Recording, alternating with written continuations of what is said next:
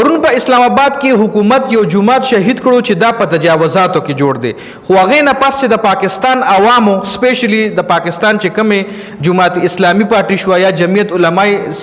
جمعیت علماء اسلام پارټي شوه دوی په دې کې ډېر اهم رول ادا کو یو ډېر زبردست هړتال وکړو یو ډېر زبردست احتجاج وکړو او حکومت مجبور کو چې دغه جماعت حکومت دوباره جوړ کړي اوس حکومت څه اعلان کړی دی څه مذاکرات شوي دي دغه کم جماعت شهید کړی شوی د دې حوالې سره تجاوزاتو کې او کو نو دین علاوه حکومت چې کم دی د 500 نورو جماعتونو هم نوټس جاری کړی دی په اسلام آباد کې یا مختلف مقاماتو کې چې په دې کې دا تجاوزاتو کې جوړ دي او خدای مکه الله مکه دا به مونږ شهیدان کو چې دغه جماعتونه به راغورځو چې توبه خدای توبه نو پرون ډومبنه دغه شروعات کو چې په اسلام آباد کې یو جماعت شهید کړو چې هغه نه پس د هغه کم لوکل خلکو پلس څومره زموږ په ملک سیاسي اسلامي پارټیان دي لکه جماعت اسلامي یا جمعیت علماء اسلام هغه اکټیو شو او باقاعده وروتل احتجاج وکړو ډېر په ګڼ تعداد کې احتجاج وکړو په کم ځای کې چې جماعت شهید کړل شو په هغه ځای کې هغه منځونه هم وکړل دا نه چې منځونه پکې قضا شو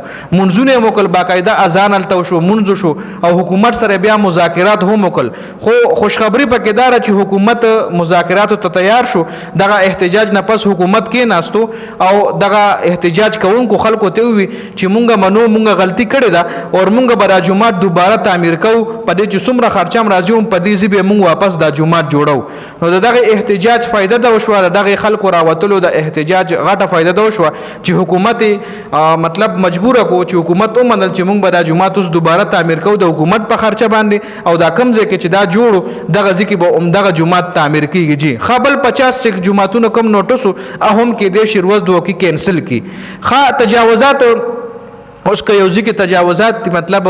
سرکاري ځای دی نو چې جماعت په جوړ شوی نو خبره نه ده ډیره خبره ده چې په سرکاري ځای باندې جماعت جوړ شي سبا په یو کس بلډینګ جوړ کړي یا څه یو بل خبره دا جماعت سنن پرون نه جوړ شوی دی جماعت سونه کلونه شو چې دا په دغه ځکه ولاړ دی نو مخکې د خلکو له تجاوزات وای نه ښکارېدل څه ټیم چې دا جماعت جوړېدو نو هغه ټیم تجاوزات والا چرته هغه ټیم اسلام آباد سټي ډیولپمنٹ اتھارټي سی ډي اے والا چرته لکه ګوره یو کور چې جوړیږي کنه او پاغه باندې کله چار دیواری شي غلا بنیادونه شروع شي چار دیواری شي نو ته ورتلې شي ته په ابجیکشن کوله شي ته په سټې راځته شي خو چې کله پاغه باندې لنټور جوړ شي بل چت په جوړ شي نو بیا ته پاغه سټیم نشي راځته لکه چت پورې تاسو را ټایم چې په یو مکان باندې چت نه وي جوړ شي نو تاسو را ټایم چې ته پاغه باندې سټې راځته شي چې تاسو مطلب ته د ازمکه زما ده نو ته پاغه سټې راځته شي خو چې یو کورونه جوړ شي او پکې هغه کلونه تیر شي او ته بیا چې نه دا تجاوزات دی او یا د مېسه ده نو دا بیا ستاغه غلطي ده نو دغه کې حکومت چې کم دی تجاوزات او بهانه کوي او دغه مسجدونو چې کم شهید کولو 50 مسجدونو د نوټس جوړ کړو 50 مسجدونو ته نوټس جاری شوی او جی چې کې پرون ډېرون باندې کم سټي پوښت کو نو پاغه باندې عوام او حکومت استومانه کوجی نو دا اپډیټ سو دغه حواله سره تاسو دی حواله سره لای کمنټ لازمي وکړئ